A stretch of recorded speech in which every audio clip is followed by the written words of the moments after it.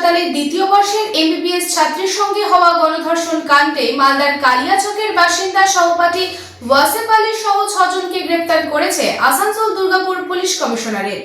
এরা 6 জন হলেন ওয়াসেফ আলী, শেখ নাসিরউদ্দিন, শেখ সাফিকুল, শেখ ফিরদৌস, অপু বাউরি, শেখ রিয়াজউদ্দিন।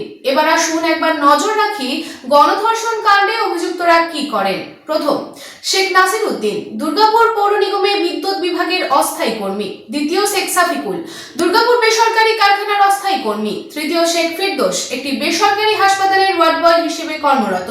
চতুর্থ, অপু বাউরি, আইকিউ সিটি হাসপাতালের রাজমিস্ত্রি হিসেবে কর্মরত। পঞ্চম, শেখ রিয়াজউদ্দিন, বেকার যুবক বলে জানা গেছে।